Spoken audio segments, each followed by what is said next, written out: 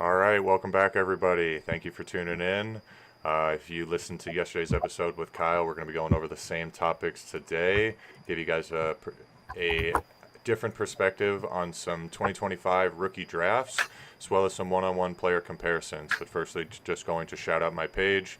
If you're new, if you're listening here, I'm a brand new channel. I'm posting a lot on Twitter, doing episodes live on YouTube. Please follow along, like and subscribe, all those good things. So without further ado, we'll go ahead and get started.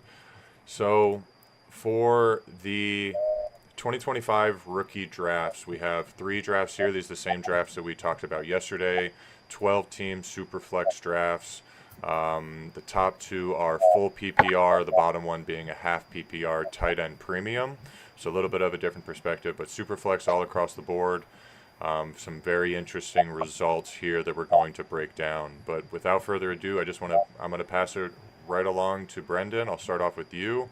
You've had a couple minutes to look at these drafts. Do you have any thoughts on how these drafts have unfolded and the differences that you see? Yeah, it's interesting to see Cam Ward fall to what is that 7 in the Yeah, top draft. yep. I think, to be honest, I don't think that's much different than how I would operate. I mean, my thought is, he turns into a high quality pocket passer. His like max case is Joe Burrow. Who I don't know what Joe Burrow's like um, looking like as far as dynasty startup rankings, but I bet he's in the QB 6 to 8 maybe. Does that seem right? I Yeah. don't know. That's a gut check. But like I would much rather take all of these positional potential studs ahead of him. So I actually like how far he fell there.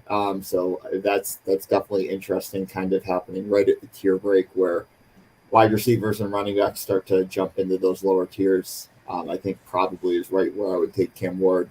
Um, I think, beyond that, everything in this draft, what I've found in my rookie drafts is everything from kind of the 111 to like the mid second round, maybe even a little bit later, is kind of pick your guy. Like, so it's not weird to see all that variation and variability in there, because I think that's kind of where the tiers have been landing for me. So Yeah, I agree. Arjun, what are your initial thoughts on these drafts? I think the most interesting thing is that the top draft, well, I guess both the top and the bottom draft, there's a big emphasis on first round running back that just wasn't there in the middle draft. I don't know if that's about age of the league or just people buying into the hype around this running back draft class versus other positions.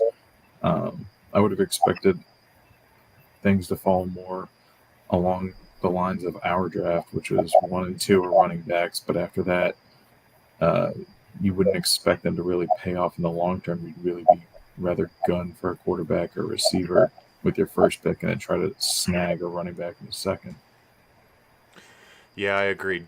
Some definitely different perspectives. I know in the middle draft there were some guys drafting in the middle of the first round who didn't feel like they were able to compete right away, and certainly wide receivers are often considered safer in dynasty instead of investing in some running backs that you have a little bit of questions on.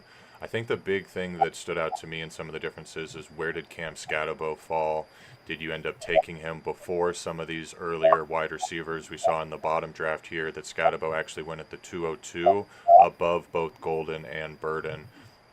Probably something that I would not have done, especially in the middle draft. We saw Burden go as high as 106 and as low as 204 in the bottom draft. So very different perspectives with some of these wide receivers, but I think it was those top 5 running backs were pretty secure. I mean, even Kaleb Johnson we saw fall to the 205 in the middle, and as high as 110 it looks like at the top.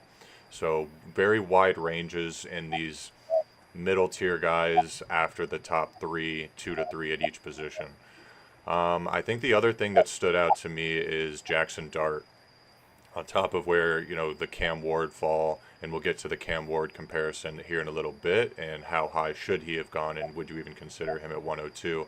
But Jackson Dart as a first round quarterback, I think a lot of people are concerned about the Giants organization as a whole.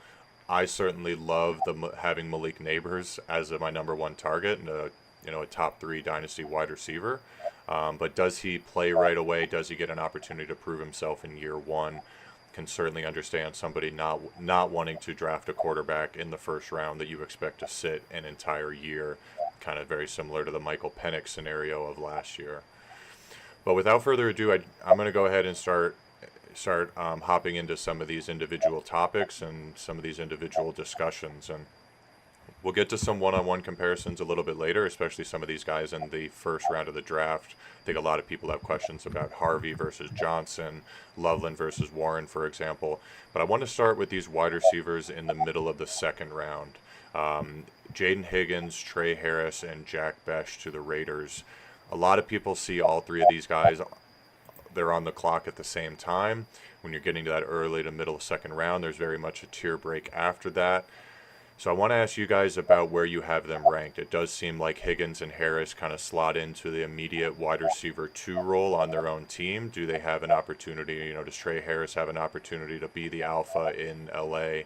Jack Bech seems like he would be the wide receiver 1 right away. I don't think, Jacoby Myers is great, but I think the opportunity is most prevalent in Vegas to be the number 1 target on your own team, excluding Brock Bowers. But Brendan, how do you have these 3 guys ranked, and what are you thinking, and what's going through your head when you're on the clock staring these three players down? Yeah, it's also interesting because I would put Burden in that tier as well. I would actually put him down, and to be honest, borderline golden. But that's just because I really didn't like the prospect and don't love the opportunity that he's going to see there, and kind of the ambiguous wide receiver room. But as far as those 3 guys, I think I like Higgins the most. I really like landing with CJ Stroud. There's a lot of vacated targets there with Tank's injury and what he's dealing with. And, the guy who Higgins gets comped to the most that I've seen is Nico, right, who has proven success in that system. So I like Higgins. I love Trey Harris. He has an opportunity to take the 1 there. Although I think Ladd is going to be a hard guy to knock off and take targets away just because of how QB friendly he is. But Trey can take the top off, and that's huge in that offense that projects to be really good, frankly. So I do like that. And then I like Bech, however you want to say it. I don't love Vegas as a landing spot. There's tons of opportunity, but there's plenty of times that you see tons of opportunity in just a really bad spot in a really bad system. And I just don't trust that he's going to get work year 1. I think he'll be good, and he's drafted with the capital to be a guy for them. So, next few years, he's a guy to look at. Maybe he's a guy you don't draft, and you go after him if he has a down year 1 but shows some promise. That's kind of how I would also bring Kyle Williams up, to be honest, a little bit into that tier 2. I think that this tier of wide receivers is giant. This is huge. And you can really make a case that anyone can be anywhere in there. Yeah, I'm going to agree with a little bit of that. I would probably have Burden and Golden slightly ahead. I personally would not be taking Higgins over either of those guys, just based upon my pre-draft rankings and the talent that goes along with them. Golden being a first-round wide receiver, Burden being how high he was ranked in the pre-draft, and I think everybody's in love with that Ben Johnson offense. And you could talk about there's not a lot of room for targets, but I'm going to go with talent over landing spot in those situations. And Kyle Williams, really interesting. I actually tweeted about this, that he fell in a lot of your sleeper drafts if you were drafting immediately after the NFL draft because of the sleeper ADP rankings. He was someone that a couple people were really high on. Actually, Chris Sims of NBC had him as his number 2 wide receiver in the draft class. And there were a few guys who had him in the top 5 with that top tier. But someone that a lot of people probably hadn't heard of, and now if you're drafting today, has his ADP has absolutely risen. If you're in sleeper drafts, he is often going right there in the middle of the second. So would not argue putting him in that tier with Higgins, Harris, and Bech. But Arjun, what do you think? What are you thinking about when you're in the middle of the second round and you're staring down these three guys? I think you have to give it to opportunity. It's the NFL. There's a lot of guys that are a lot really, really talented. And for most of them, the only thing that stops them from being stars in the league is opportunity. So when you're trying to pick the best fantasy asset, I'm not looking so much at talent. I'm looking at fit and targets, especially for wide receivers. It gets interesting when you talk about like Higgins on Houston.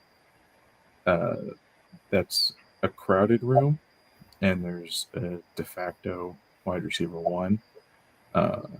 Harris, it's not a crowded room, but there's very few targets to go around. Just we know the Chargers would want to run the ball on first and second down and maybe throw it on third. I think if Harbaugh got his way, they'd just run it all three downs. But he's a talented quarterback. There's also Lad McConkey. I think people look at Lad and like, oh, well, he came in as a receiver and managed to take over, but there wasn't Lad there when he came in. It was what Josh Palmer was kind of sort of the one, but nobody was really sure last summer, and that's opportunity. I think Vegas is going to be bad, and they're going to throw the ball. So I think Bech has the best opportunity of these three receivers. If you looked at tape and thought Higgins was out of this world, or if you just think he's better than a Tank Dell or Christian Kirk, and he's going to show that, take the shot. But specifically Harris, I would probably avoid, even if he turned into a 1A and 1B situation with Lad. Like that's not an offense that can support two top-line wide receivers. Yeah, you bring up a couple of really good points. I would start off by saying I do think Bech has an opportunity to lead these three in targets in year one just because of the lack of competition in Vegas. And you just mentioned there at the end with the Chargers offense, can Justin Herbert support two top 12, two top 15 wide receivers? Does Harris surpass Lad in that sense? I mean, Lad really flashed, and he's right now, I believe, a top 12 dynasty wide receiver. So it seems like a competition for targets there, and an offense that's not really pass first, where Jaden Higgins, although I think immediately slots in as the wide receiver 2 compared to the other two being an opportunity to be the 1. I love the offense in Houston. I think C.J. Stroud is not as bad as we all suspect after year 1. I mean, just 1 year ago, he was the quarterback 3 in Dynasty, and a lot of people were considering him. Is he have an opportunity to be the QB1, similar that we're seeing with Jaden Daniels right now? Certainly he took a step back. What is Houston doing with that offensive line? Do they even have an opportunity to protect him? But it seems like they're more retooling, and can very confidently say you're going to have Nico Collins on one side and Jaden Higgins on the other. So I would probably rank them in this order: Higgins, Harris, Bech, based upon even just long-term opportunities. Even if Bech has the most targets in year 1, I don't think he profiles as a fantasy stud where I could see the opportunities of Higgins and Harris. And that's what you want to do. You want to draft to win championships. You don't want the safe pick. You kind of want to swing for the fences, and I think that's where the Higgins and Harris picks, fall into play. And Brendan, before we even move on, you had brought up Kyle Williams. He actually does seem to profile as someone who could take the next step in the Patriots offense. They signed Stephon Diggs, but he's only getting older. Do they even have the money and the draft capital next season to invest in an alpha, or do they give Kyle Williams the chance to be the number 1? So if you have an opportunity to take Williams as well, especially at the end of the second, I would certainly put him in the tier with the same 3 guys. And that offense profiles to be pretty exciting this year, which it pains me to say as a Patriots hater living in Boston who's enjoyed the last few years of them sucking. It's going to be an exciting offense, right? Drake May's awesome.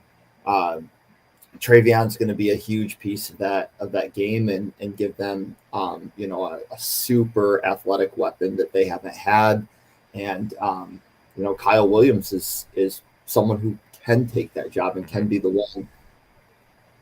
And they retooled their offensive line too. I think they're looking to be pretty good. So I really like Kyle Williams, especially where he's going, because he's being treated as far as ADP as a guy who's below this tier.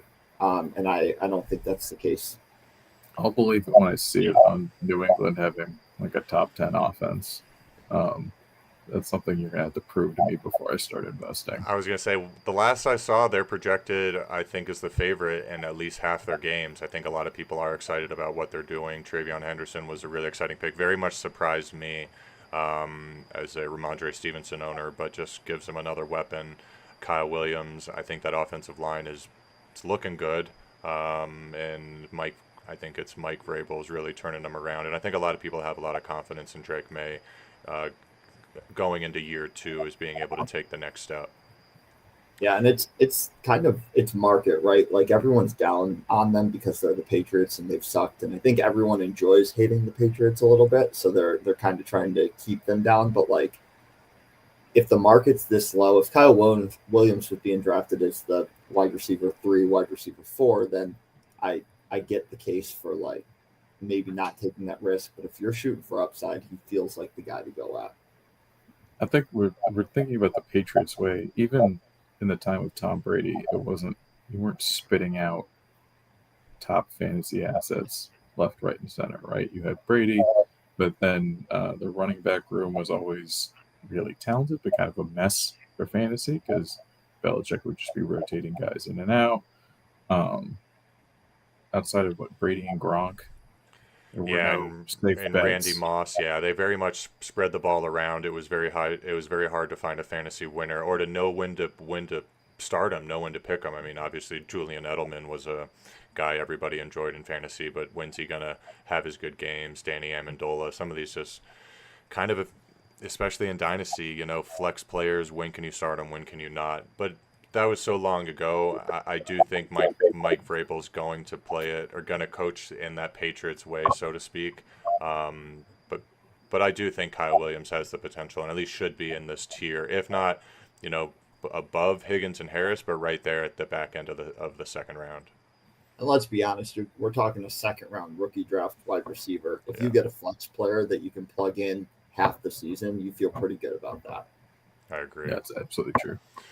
Well, I want to move on to our next topic of discussion. We're going to talk about some middle tier tight ends here. So once again, if you're just joining, we'll get to some one-on-one comparisons here in the second half of this episode. But I want to talk about some guys that don't often get the spotlight. So I want to focus on Mason Taylor, Terrence Ferguson, and Elijah Arroyo, guys that were probably taken at the back end of the second or in the third. And you see in these 3 drafts some very differences in how they were drafted in the order that they were taken. You certainly talk about Harold Fannin, but I think a lot of these drafts he ended up falling to the 4th round. We saw him even in the bottom draft, the end of the 3rd, but still behind all 3 of those tight ends. But very different orders, very different landing spots and opportunities. Brendan, I'll pass it off to you right away. Where do you rank these 3 tight ends, and how do you see their opportunities playing out? I think a lot of people are getting hyped about rookie tight ends, but I would not be drafting Mason Taylor with the expectation that I'm hoping I'm not starting him in year 1. I'm hoping that he's a guy that can sit even if he is the second target in New York. I don't think he's going to be a fantasy winner right away, but between Taylor, Ferguson, and Arroyo, how do you see these 3 playing out? Yeah, I mean, I think they're almost in the same tier with different archetypes a little bit. So I think Terrence Ferguson's probably, if you're looking for a guy who might come out of the like lower drafted rounds as a tight end and actually give you a tight end 8 season this year or something that actually could be valuable, I think he's the guy going into that McVay offense and taking a role where it's going to be a high-powered offense. It's going to be a good coach we trust to do creative things in the passing game, and he's a good athletic prospect. So I think you do kind of see a little bit of upside potentially earlier on with him. Arroyo is a project, it feels like, and he's got that injury history, but he could have the most upside out of all of them. He just didn't really get a chance to prove it, and that whole Seattle offense is kind of went through a big overhaul. So I think you're looking at a potentially high upside prospect, but he also could fizzle out. So he's a guy like in the third round, taking a shot on him all day. But like I'm not expecting much. I'm just kind of hoping for upside. And then Mason Taylor just gives me the vibe of a guy who might spend 10 years in the NFL, doing like Adam Max, doing the Zach Ertz thing, right? Like catching the ball, falling down, not doing anything crazy, but being a very good piece for a team. I know he's hyped up a lot in the draft process, despite maybe not being the best fantasy asset and option. So I think it's kind of all different archetypes with them, but I wouldn't put one significantly higher than the other. It's kind of pick your poison. Okay. Yeah, Mason Taylor, someone who, the son of Jason Taylor at the NFL, believe he's in the Hall of Fame, but absolute stud. Yep. Tight ends is a position that you have to read a little bit more into the position, because are they traditional blockers? Do they profile as more of the fantasy, wide receivers type, where they'll go out and actually be able to catch a pass? Or are they just an end-of-line blocker? Once again, that's why Harold Fannin, after the amazing college season that he got boosted up. But really interesting, all three of these guys, very different archetypes, very different profiles and landing spots. Arjun, where do you see these three tight ends playing out in your head? I love Mason Taylor. Okay. Weirdly, in this draft, I think just the NFL pedigree and the fact that he's going to a Jets offense, that Justin Fields likes to throw to his tight end. He's going to a Jets offense. There's not a lot of competition, and Justin Fields is he's always going to be a bit of a check down artist, specifically to his tight end. So if you're looking for production in year 1 and 2, I actually think Mason Taylor is probably the best option out of these guys, just for that situation. Okay. Yeah, I think once again the opportunity in New York, where outside of Garrett Wilson, who else do they have to throw the ball to? Certainly Breece Hall, but I like Justin Fields, even though he is a mobile quarterback. He is someone that likes to check the ball down a lot. Personally, it's very hard to rank these three guys. I don't think I got any shares of them. I was definitely targeting some wide receivers that fell. You can see my name on some of these guys. Jalen Noel, middle of the third, and the top draft where I had an opportunity to take Ferguson and Arroyo. Although I didn't actually, doesn't look like I had a lot of opportunities to take some of these guys anyways, just because I had a lot of the top of the draft picks. But yeah, no, very interesting discussion. I think Brendan brought up a good point about Elijah Arroyo being in Seattle, who he was very athletic and had the profile going in, but although he had the injury, can he kind of be in a Seattle offense that is rebuilding, and kind of find his own way over the next year or two? I want to do one more question for you guys about these tight ends, but kind of a broader question, because I was talking to Kyle about this in yesterday's episode, where he actually had an opportunity to, in the top draft, he drafted Ferguson over Arroyo. And then in the bottom draft that we played together, he had Arroyo over Ferguson. So he had an opportunity with both of these guys on the board, and he actually went two completely different directions. More general question in terms of Dynasty, do you like to target the same player across all of your leagues and kind of put all your eggs in one basket? You're either going to win a lot or you're going to lose a lot, or do you prefer to spread out your draft picks when you're on the clock in these rookie drafts? I mean, me personally, I have a lot of shares in Egbuka, Harvey, Loveland. I had an opportunity on the clock between Harvey and Johnson and ended up leaning Harvey in a lot of scenarios. Had an opportunity between Loveland and Warren and ended up leaning Loveland in a couple of scenarios. How do you guys approach that when you're in multiple leagues and you're on the clock? Brendan? Yeah. All right. Arjun, yeah, go for it. Yeah. I think my draft rankings are never really going to change league to league. What is going to change is my situation and team need. Mm-hmm.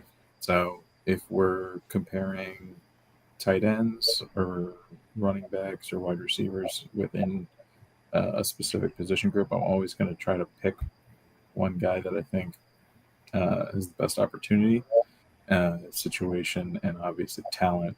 But different drafts call for different needs.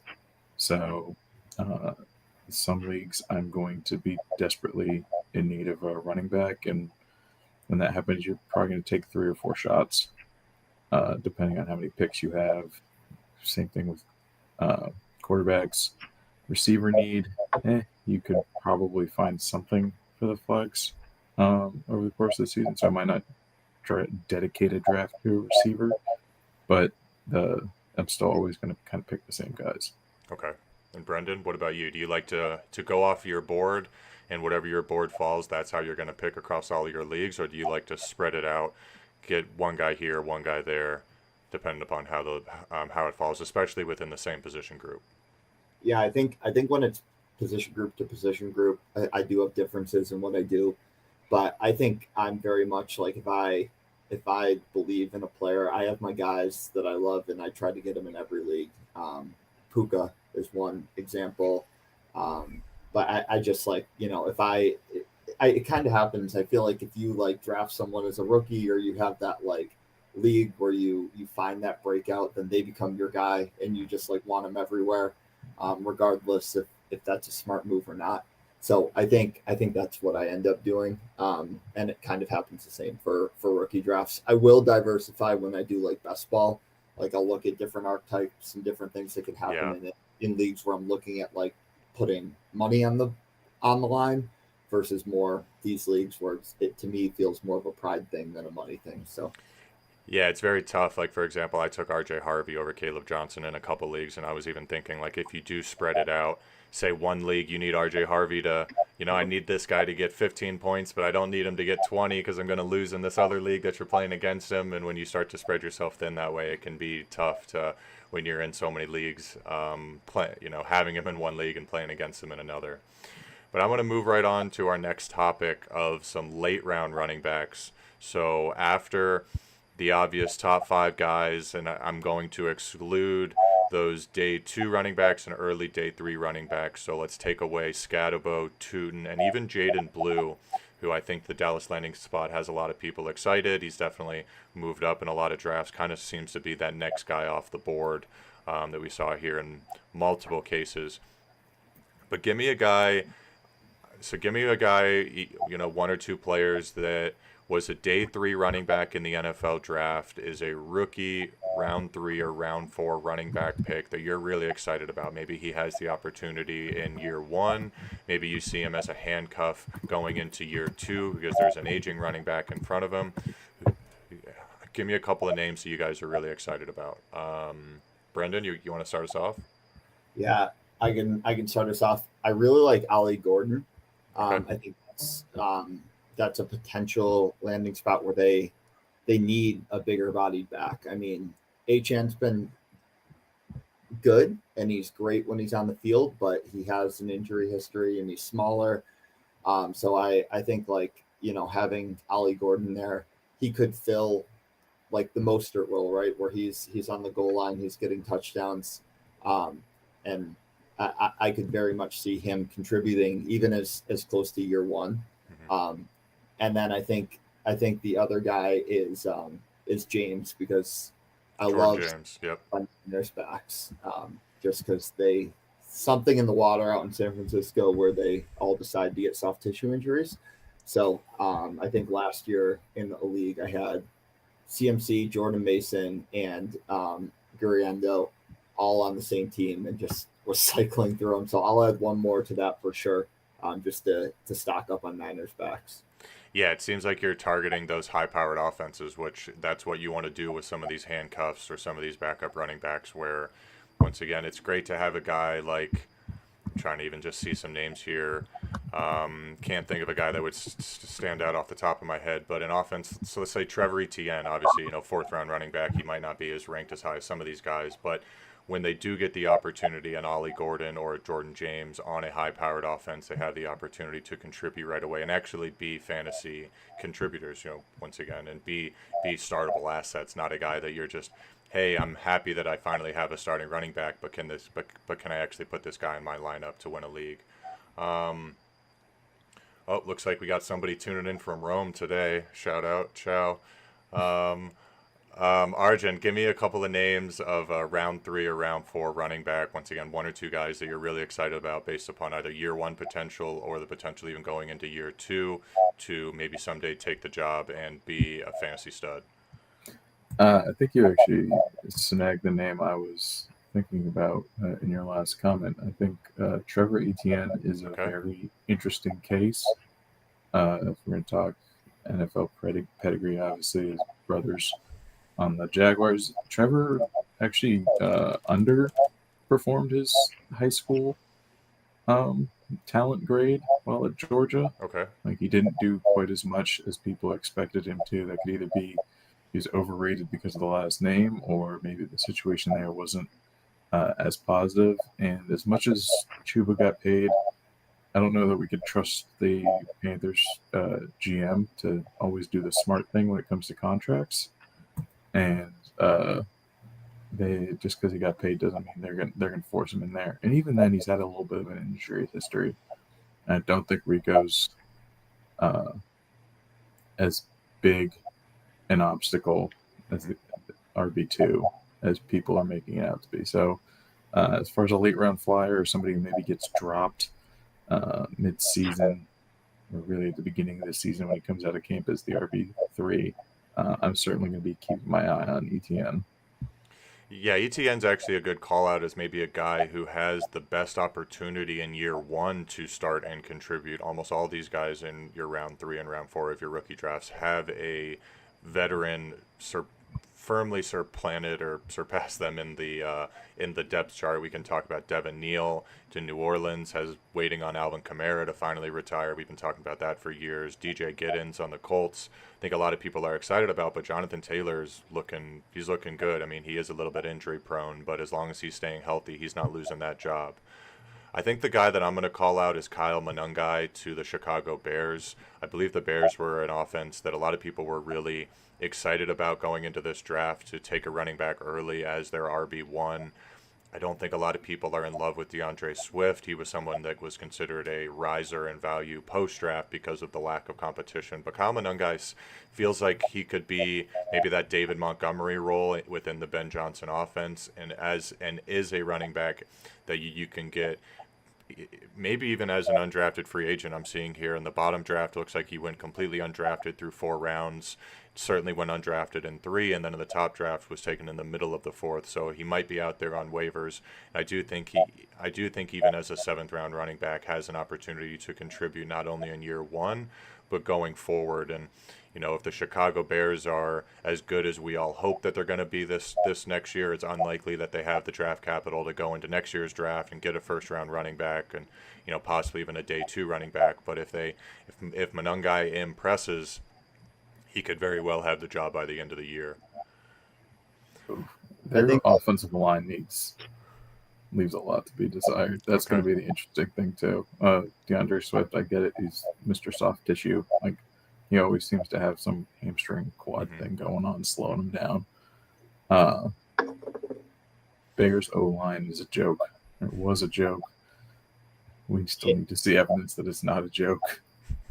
The Monangai pick it's interesting because when I saw Monangai get picked, to me that felt very much like a vote of confidence towards Roschon, because I think to me, like, if there's anything we know, it's that Ben Johnson hates DeAndre Swift. They just he coached them just a couple years ago. I think a lot of people forget that he was there. I think, wasn't it in Detroit like 3 or 4 years ago or something like that, and they moved on from him just a couple games into the season. Everybody was just as hyped in the preseason process a few years back, and he's only gotten older. Yeah, and Swift would go get down to the 5, get down to the 6-yard line, and pull him every single time. And what's his name? Jamal Williams. That was the Williams year. That's right. Yeah. So wasn't that when Swift dropped a 66-yard touchdown pass to win the game or something?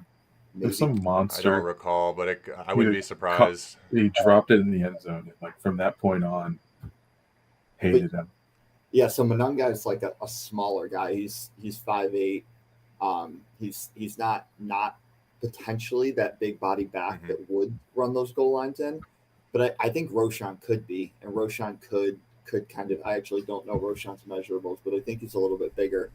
He could potentially be in that Jamal Williams role, and the fact that they didn't go get another big body guy to go run those Yeah. goal lines in, and Ben Johnson hates DeAndre Swift.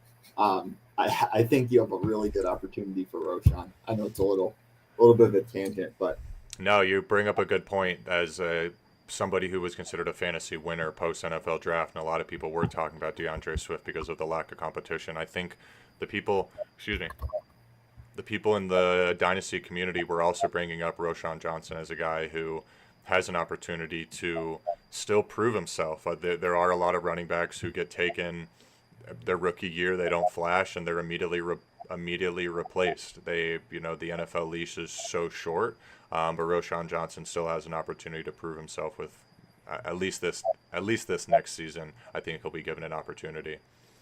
Gonna move on to our final topic here and related to startup drafts. Just want to completely open up the floor to you guys. Is there a single player, it can be any position, any round, that you want to talk about? Maybe someone that you're really high on, someone that you're really low on. So I'll start us off. So I think Will Howard is a really good stash. Someone in that Pittsburgh offense. We know Mike Tomlin pretty much is going to finish 9-8. He's going to have that 500 record. They won't be in the top of the draft next year in a much stronger 2026 QB draft class.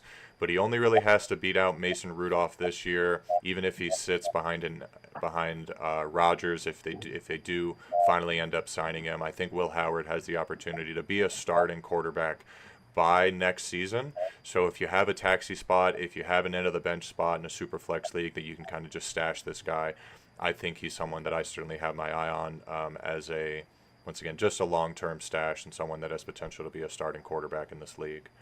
Can I comment on that as a Yeah, Steelers absolutely. As the fan? Steelers fan, and then give me your guy. Yep.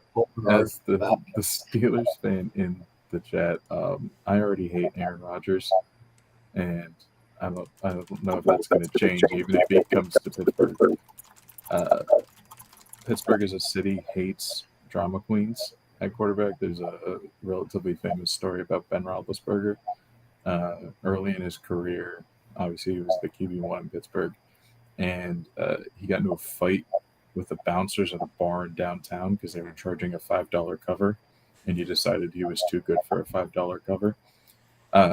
And so it made the news. All that, had to get the cops called.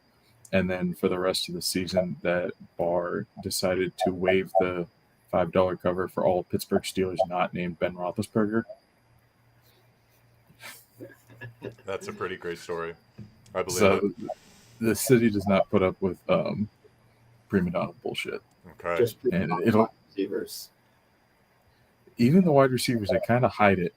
It's interesting. So it'll be They get traded as soon as they start acting up, just like we saw with George Pickens. It's true. Yeah, they waited a couple years too long with Antonio Brown, but that's fine. So this just adds onto the Will Howard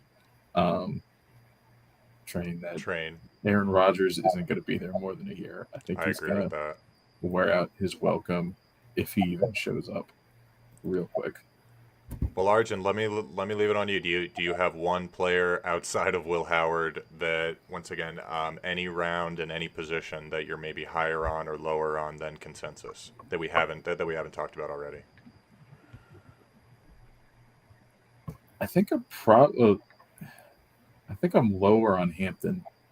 Okay, that's a great tangent to our next topic. So I like that.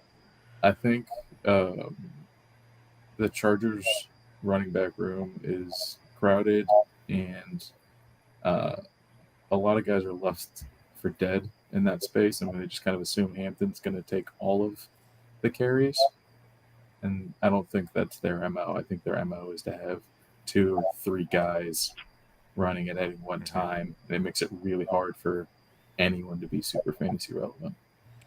That's a great point. We will bring up here in just a few minutes who we will actually. So we will talk about who is the 102. Is it Hampton? Is it Ward? And we'll even bring up Travis Hunter's name. But I want to give Brendan you one last opportunity. Looking at all these startup drafts, is there a single player it's again that you're higher on or lower on than consensus that we haven't spoken about already.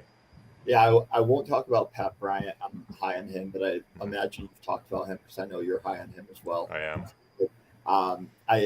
I think when I'm talking third, fourth round of my draft, these guys aren't going to work out. Like that's what's going to happen, most likely, or at least what I tell myself.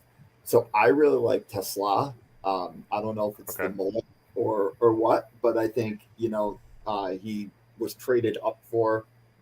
The Lions, went out and got him, and Dan Campbell has some sort of a plan for this athlete.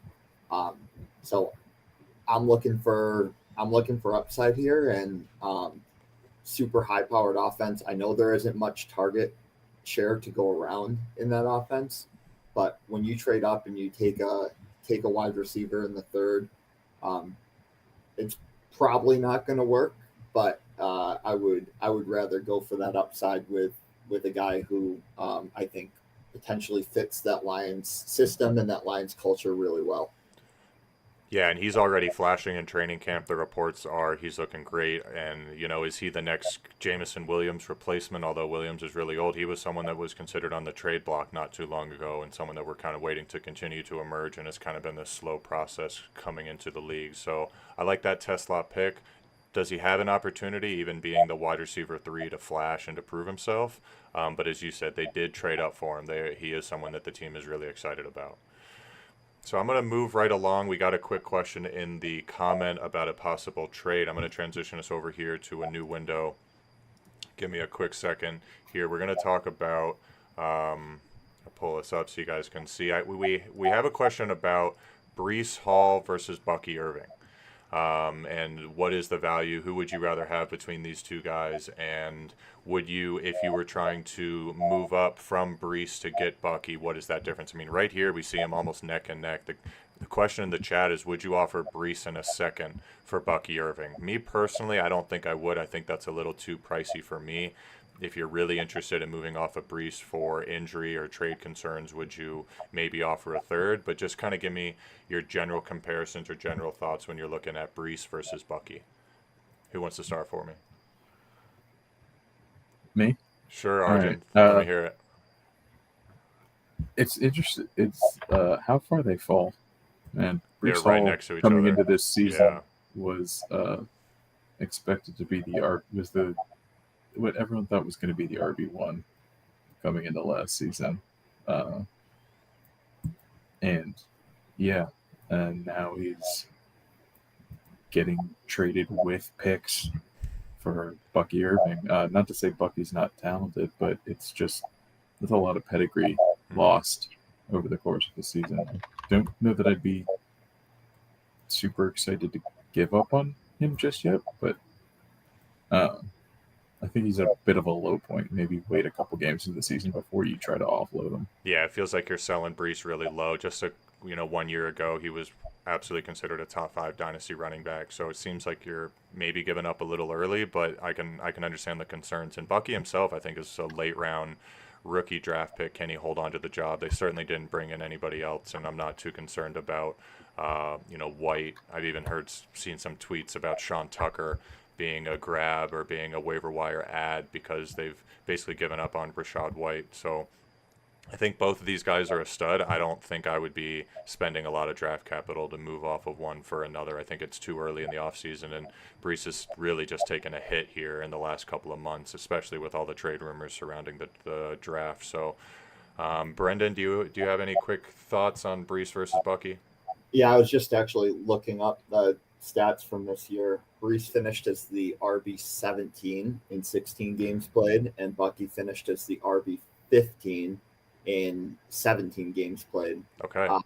So they're kind of like very similar, and I think like Breece we know can do it. Like we've seen him be a top 5 back. There's a reason he was a top 1, 2, 3 dynasty back over in rankings in the last couple of years. I'm with Arjun. I'm not trading Breece low after what feels like a disappointing year, because although it was a disappointing year, and I think Breece managers felt it because you drafted him so highly, he performed as a mid-level RB2, which is still an acceptable performance. And there's plenty of top-end running backs that come down and have those middle years every once in a while. I mean, just 2023, he was the RB4. Yeah. So I'm not willing to give up on Breece.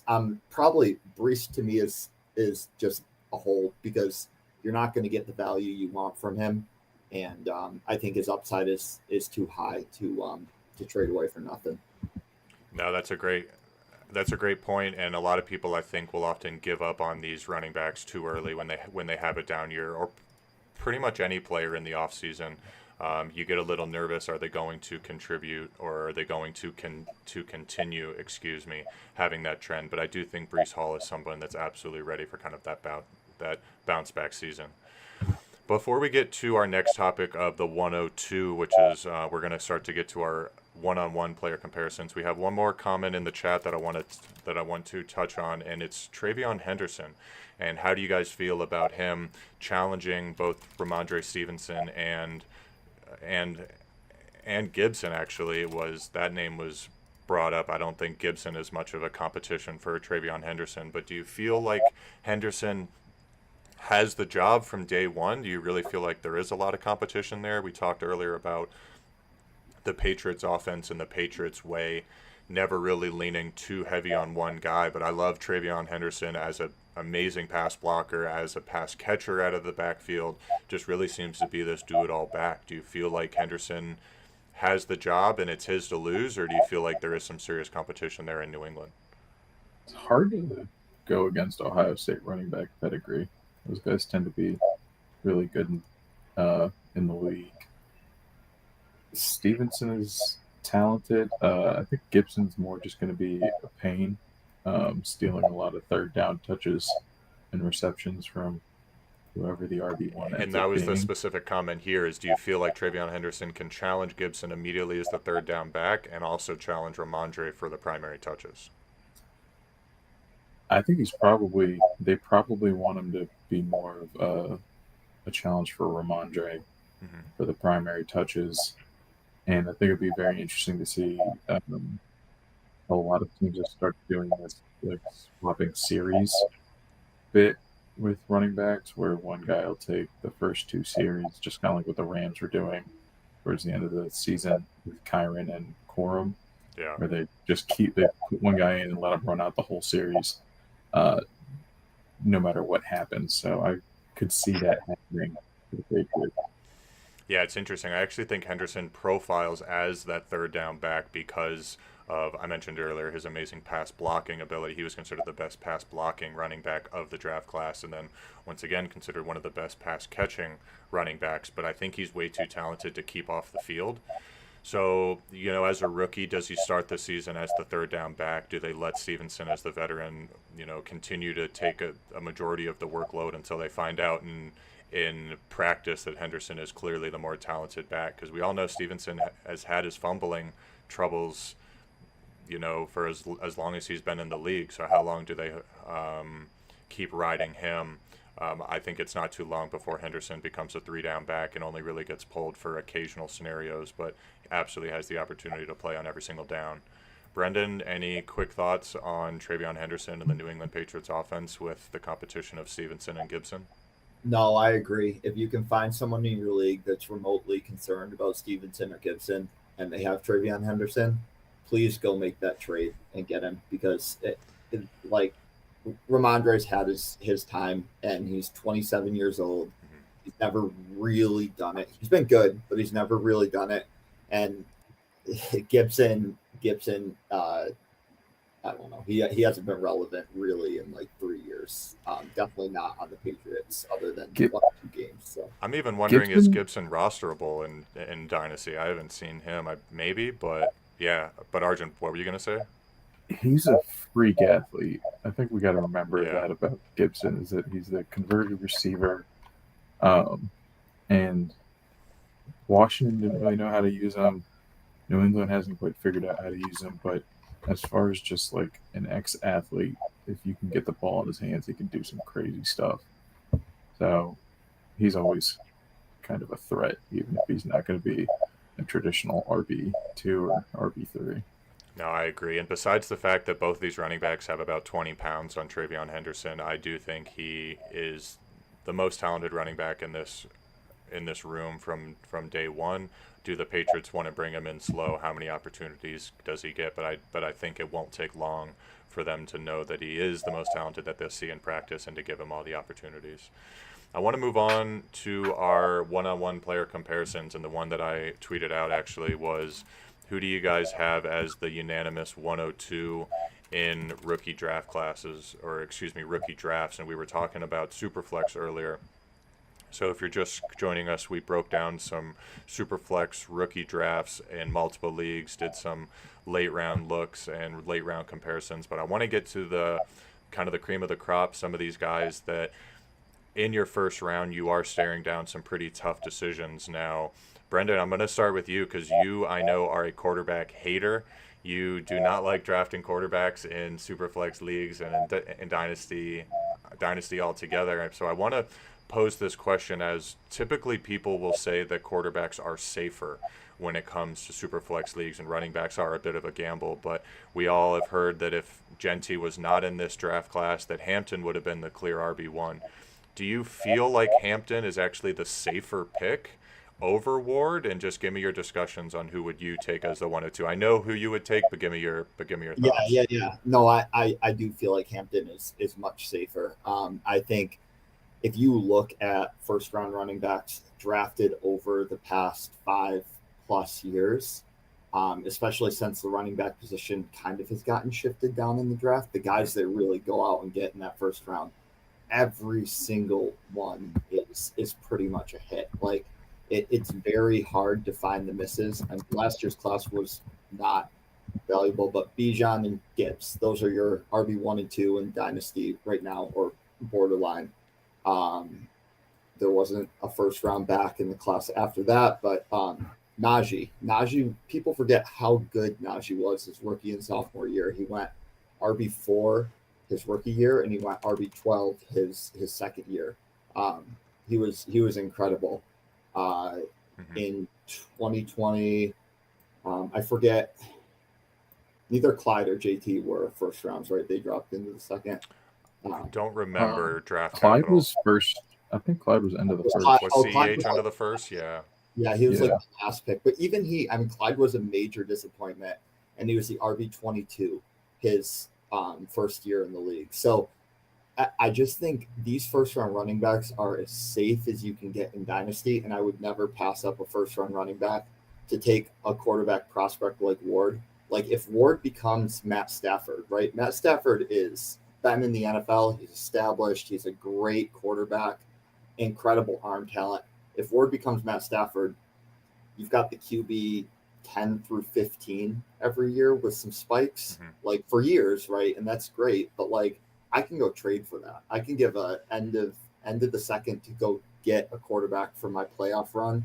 I just got Jared Goff for like a future first, and he was like the QB 4, 5, and 6 over the last 3 years. So that's why I don't really like drafting these guys. Is I just feel like these pocket passers in Superflex's leagues are inflated so highly that you're not really getting the safe pick you think you're getting. Quarterbacks over the last couple of years.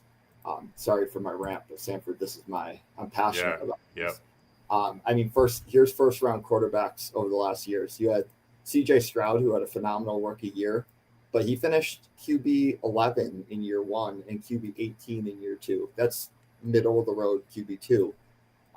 You have Bryce Young, who didn't even finish as a top 24 quarterback. You've got let's see, who are other guys I marked down. You've got Trevor Lawrence, Trey Lance, Justin Fields, that whole class, Zach Wilson, like all of these first round quarterbacks, they aren't really as safe as people think they are. Joe Burrow, even, I mean, he's been great, but like you're talking about a pocket passer that has crazy variability. Great, but like you're talking about a pocket passer that has variability and variation. Quarterbacks are at a premium, but I'm going to pass on these guys for these safe first round running backs every time.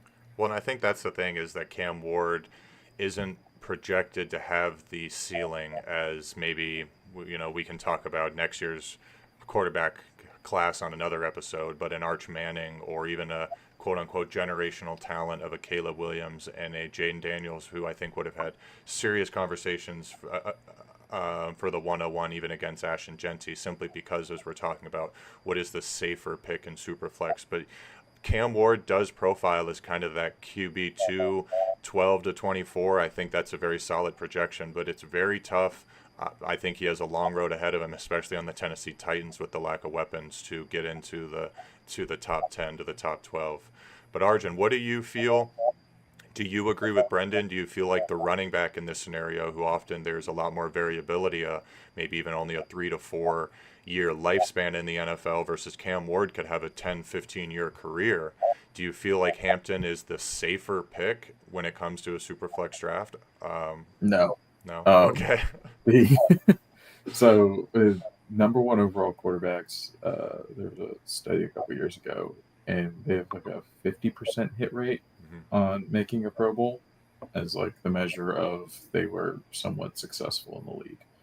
It doesn't quite translate to fantasy, but I think it's fairly close. So 50% of the time you're going to have a guy that goes on to NFL success. But the difference is the floor for the first overall pick in the NFL is massive. Jamarcus Russell got 3 seasons as probably the biggest bust ever. And you brought up a good example or a good word of the higher floor. We're seeing it with Bryce Young is going to have 3 or 4 years to prove himself. I do agree that Cam Ward is going to have multiple seasons to prove himself when you have the 101 pick. What about higher ceiling? Say, not even talking about team need when you're at the 102. You want a guy that's going to win you a championship. You probably have the 102 because you're not doing very well. You didn't do very well the season before, but maybe you're 1 or 2 even feeling like you can compete next season. Who do you think has the higher ceiling to push you over the edge and win you a championship? Because at the end of the day, that's what it comes down to, is winning championships in fantasy. That's an interesting debate because Hampton's ceiling is going to be the RB1 for 2, maybe 3 seasons. Okay. And Cam Ward's ceiling is, we'll say, QB3 for a decade. So the RB1 in any individual season is going to give you a better chance at a championship in that year. The QB3 over a decade sets a floor for your fantasy team's performance. Okay. With that, I'm going to cut us off here in this discussion. I'm going to move us right along to the next one. We got about 15 or 20 minutes before I want to, wrap this up. I want to talk about these running backs who you're often seeing in the middle to the end of the first round, RJ Harvey and Kaleb Johnson. Now, Arjun, I know you're a Steelers fan, so I'm pretty sure I know who you're going to lean, but the Denver Broncos landing spot was one that everybody was loving in the pre-draft process. I think they were a little surprised that they took RJ Harvey. Everybody kind of went, hold on a second, let me look back and watch some of this tape. But Sean Payton does seem to know what he's doing. Seems to be an explosive weapon. And the big conversation that I've heard is the age difference. RJ Harvey already being 24, Kaleb Johnson being 21. I think you need to look at Dynasty within a 2 to 3 year window. I don't think it's smart to project 4 or 5 years out. If you can get this guy who produces for 4 years and then he gets a second contract, great.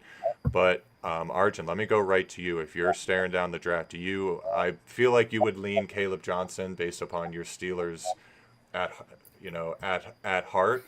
But would you have any consideration to take Harvey over Johnson? As a Steelers fan, I have nothing but hope for Kaleb Johnson's NFL career. As a fantasy football analyst, RJ Harvey is probably actually the play. Okay. Sean Payton has a history of supporting multiple running backs. The Steelers don't. So, in the era of committee backfields, I think Sean Payton and the Broncos probably have a little more upside for Harvey than the Steelers. And Kaleb Johnson, like we all think about Najee Harris grinding out 1,000 yards on 300 carries, but that's not going to be the role that Kaleb Johnson has. So I think we should forget about that and Um, Harvey's probably the play. Okay, Brendan, do you agree? It depends a little bit where I am. I think Harvey is going to be good for a year, like good for 2 years. Maybe like, and I know the draft capital is a little bit different, but like thinking of like a Damian Pierce, right? Like a guy that comes out in an offense that's you know good and ready for him to take over and get a lot of points. I think I lean more on the Kaleb Johnson side. I think one of the bigger indicators you see of like how successful a running back is in the NFL is where they break out. So do they break out in college when they're a little bit younger and they're, an 18, 19-year-old playing with 21-year-olds and still dominating? Or do they break out as a junior, senior, or in this case, grad student that is on that older end and dominating against people their own age. And I know that Kaleb Johnson did break out in college a little bit earlier than RJ Harvey. And I really like the Steelers' landing spot. It was a landing spot I was hoping one of the big three backs somehow found their way to get here. So I really like Kaleb Johnson, but I don't think RJ Harvey's a bad pick. I just lean a little bit more on the side of youth here. Yeah, and this does seem like a comparison where if Johnson was taken in the second round, say only a couple of picks around RJ Harvey, would we even be discussing this? Would we all clearly have Johnson above him? But because he fell to the third, I think that's where the discussion starts to rise, and because of everybody loves the Denver Broncos landing spot. One last point on this topic, and I brought this up in yesterday's episode, was so Harvey, because of his age, once again, if you need to think of dynasty in a 2 to 3 year window, but let's say you are rebuilding, and let's say maybe halfway through this year you realize my team kind of sucks, and even though Harvey is a rookie, because of his age, that I might actually look to move off of him mid-season, even if I just drafted him, because once again, if you think you're not going to compete for 2 to 3 years, next thing you know, you have a 27-year-old running back who you're going to get very little value for him. So I think in redraft formats, we're going to see Harvey ranked above Johnson. So you really need to kind of see what your team structure is, and if going into this year you feel like you thought you were going to compete, and maybe you start trading players away. And even though you just drafted Harvey, you can probably get somebody who sees him as a rookie and can see that value, and maybe you can recoup a first round pick plus for a guy like RJ Harvey, because everybody's looking for those rookie running backs. Do you think it's more about years, or do you think it's more about miles for a running back? That's tough. I mean, early in their career, definitely miles, but I think we've all seen the charts of the age drop off at kind of 27, 28 years old, and there's very few guys kind of the cream of the crop. Obviously, you can't put Derrick Henry in there. I think Barkley's going to have a couple more years and surpass still being productive at age 30 and beyond. But a lot of these running backs we start to see by age about 28 is where the cliff starts to hit, and it's a combination at that point when you've been in the league for so long. But coming out of college, that's a great question.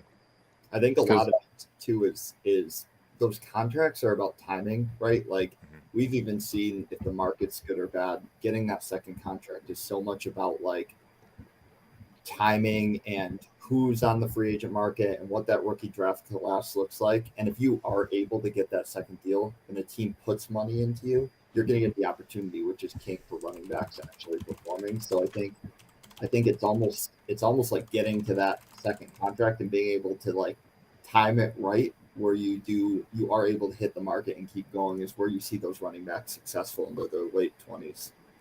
Yeah, it's just interesting that Kaleb's got 1 year as the like full RB1 workload in college, and Harvey had it for 2. So with being 24, another knock against him is just that he's had 200 plus carries multiple seasons in college football, so he's going to expire potentially even faster. That's a great point. Yeah, Brendan, why don't you wrap this up for us? Yeah, last thing I'll add is just Pittsburgh didn't have a second round pick. I believe they traded it to Tennessee. That's right. Yeah.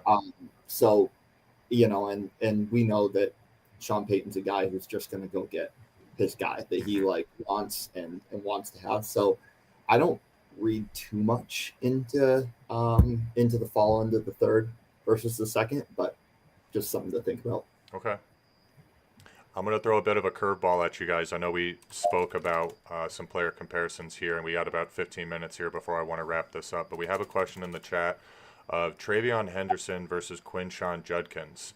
A lot of people are staring this down at the 104, the 105, right around that Tet McMillan and Travis Hunter range. Certainly after the top two running backs are off the board, I would probably put Cam Ward in a Superflex league above both of these guys. But do one of you guys want to start this off? Who do you feel as does one of them have the edge over the other? I think they both profiled as very different backs in college. We saw them both at Ohio State. Judkins was kind of the bruiser. Henderson was more the, long-term playmaker, can really, get those, like almost the Jahmyr Gibbs comparison. I'm trying to look for the right word, but and depending upon who you talk to, I've seen this two different ways where Judkins is the safer pick. He's going to give you 4 or 5 yards pretty much every single down. He's going to be able to carry the tackles, and really I think is an NFL back where Henderson, being 20 pounds lighter, has that big play ability.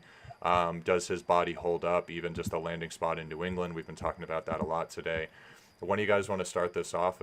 Once again, if you were on the clock at 104, you needed a running back staring down both of these guys, who are you leaning towards? Brendan? I think this is a situation where Arjun and I are going to be on opposite sides. So I'll start off. I love it. I'm just because I just know how we both think from so many drafts together, Arjun. So maybe I'll be wrong there, but I lean on the Henderson side. I'm always going to grab the pass catcher in this sort of a situation because of that floor.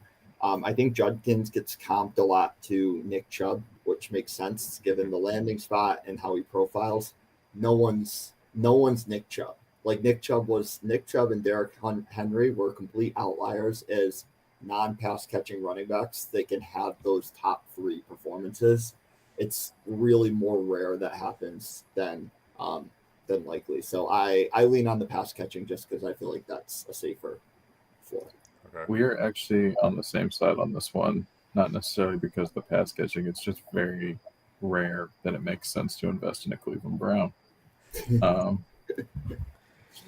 Your buddy Nash was on here on this podcast before. He might argue with me, but from a fantasy perspective, the Browns players that are fantasy relevant are few and far between. Nick Chubb is a freak of nature. I think we all saw the TikToks of him squatting insane amounts of weight. I think he's back to that now. But yeah, and Judkins, they drafted another running back in the 4th round. Dylan Sampson. Yep. So I don't know. Browns are going to Brown.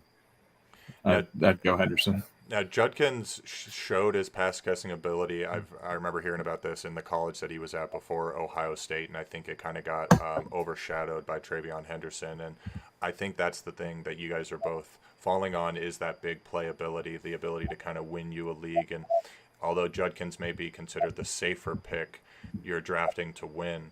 Now I can understand if you're in a standard league, no points per reception, no PPR, that I think Judkins would probably be the pick for me. I think a half PPR, you could see him a lot closer, and a full PPR is when you're really going to want to lean Henderson and get that pass catching ability. Real quick. Yeah, just go for it. Went back and looked at it. We're going to talk about miles for Judkins. 250 plus carries 2 separate years at Ole Miss. Okay. And then 200 carries at Ohio State last year. So 21 years old, but that man has run the ball quite a bit. Yeah, Brandon, go for it. Yeah, also to Arjun's point about the Browns being the Browns, I think, again, I really like this Patriots offense, and a lot of the variability you see in running back production has to do with touchdowns. And I think TreVeyon's got a better chance for more touchdowns. I think he's got a better chance for more pass catching. Mm-hmm. With all that being said, I like Judkins a lot too. He's a great pick in this draft as well. We're still in the realm of way better than last year's running backs, even all the way down here. Yep. So. Yeah, the RB4, the RB5 in this year's class. I mean, you can even put Kaleb Johnson and maybe even Harvey now with that landing spot. But I think compared to last year's class, you would have at least these top 4 in your RB1. as your RB1 if they were in last year's class. And I think a lot of the nervousness is the Browns' landing spot. I think if Judkins went to the Steelers, I would be stoked. I had Judkins above Kaleb Johnson. I would probably firmly have him above Harvey at that point. But I think a lot of people are nervous about the Browns, and are the Browns going to Brown? Are they going to continue to be that way where it doesn't look like they have a firm idea of who their starting quarterback is? Jerry Jeudy's their wide receiver one. He flashed at the end of last year, but can he prove to be that top 12, top 15 receiver? I think David Njoku's really the only one that you would feel even a bit confident about going into this year outside of Judkins. So do they split the backfield? I do think it's between Judkins and Sampson. They re-signed Jerome Ford, but I think he's going to be their RB3 at the best. So really interesting, but that landing spot does scare me a little bit. And as Brendan's been saying, I think we all are pretty high on the New England Patriots offense taking that next step this season. Well, I'm going to transition over here. We got about 5 more minutes. I want to cut these one-on-one comparisons a little short because I want to get your guys' discussion on a different topic of kind of startup drafts. So we have it is startup draft season. A lot of people now, the rookie drafts are over. If they're very eager to start a new league, to get into a new league, maybe you already had a new league planned and you're getting ready for your startup drafts. I've seen a lot of discussions on Twitter about Jaden Daniels as the 101, almost unanimous 101, even in a Superflex league, or certainly in a Superflex league. You wouldn't take him 101 in a 1 QB league. So I want to pose the question to you guys is who would be your 101 in a Superflex startup draft? Who wants to start it off for us? Brendan, you got this. I'll start. It's Josh Allen for me. Okay. I have Josh Allen on 2 of my dynasty teams, and he has consistently single-handedly won me weeks. And by consistently, I mean Brett's not on here, but I beat him in the playoffs last year and made my whole playoff run in the league because Josh Allen scored 50 points 3 weeks in a row. Okay. So I'm with Josh Allen. I think I put Jamar Chase in the next tier with Lamar, and then I think I start to get into the Jaden Daniels territory after that. I just don't fully believe the 1-year performance until he does it again. I think there's high likelihood, but he hasn't reached that level for me yet.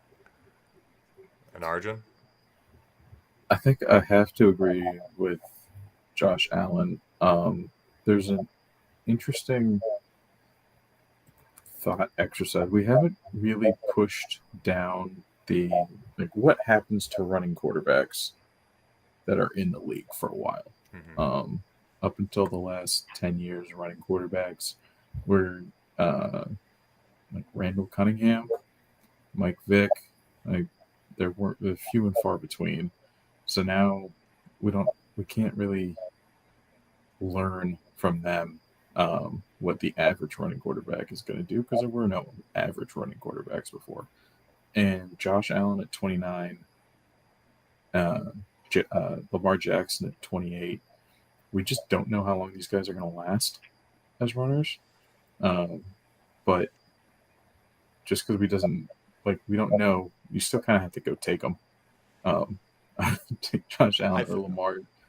Yeah, I think they've both shown their talent to throw the ball. I think that's what gives us a lot of confidence. I want to say Lamar Jackson had something like 40 passing touchdowns last year, and completely kind of an outlier year to what he had, but he proved that he can do it. So Arjun, I want to now phrase you this next question of we're all in agreement. I would also have Josh Allen at the 101, but in a Superflex startup, when do you start to consider Jaden Daniels? Because if I take a step back, I've tweeted about this before. 1 year ago, C.J. Stroud, Sam Laporta, these were top 5 guys, if not number 1 in both their positions. That a year later have taken a serious hit. You could argue Sam Laporta really hasn't taken a serious hit, but the emergence of Jaden Daniels and Brock Bowers now is the QB1 and the tight end 1.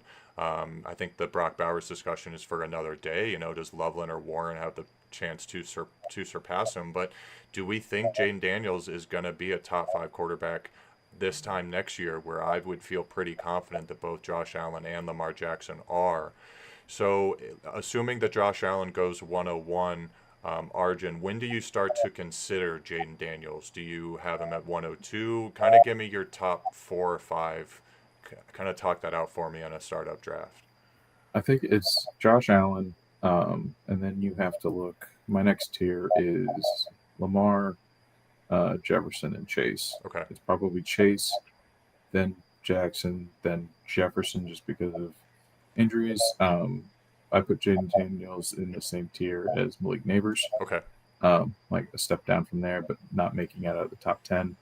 The Commanders have a history of ruining quarterbacks that aren't named Kirk Cousins, and even Kirk Cousins, they managed to run out of town on a rail because they wouldn't give him a long-term deal. It's just not a now new ownership, new management. The Commanders could have really turned a leaf here, but that history is a little bit scary, especially in a startup draft, first round, like a pick that you really want to hit. Is there anybody that you would consider as the QB3 above Daniels? Probably Burrow, Hurts, or Mahomes. Just each of you give me like a 10 or 15-second answer, and we'll go ahead and wrap this up. Arjun? It used to be Mahomes, but who knows what's going on with him. Daniels, Burrow, coin flip. Okay. Brendan? QB3. Is Daniels your QB3? No, he's QB3, and I think he's in a tier alone there. I think that as you start to drop below him, like maybe Jalen Hurts, you can start to argue gets up, but like Joe Burrow, Mahomes, Jordan Love, Herbert, Bo Nix, like they're just not running enough that they can compete with Daniels. Even if Daniels is short-lived in his career because of it, you're going to get crazy production for those 3 or 4 years. Yeah, I absolutely agree. And the youth and the rushing upside is hard to ignore.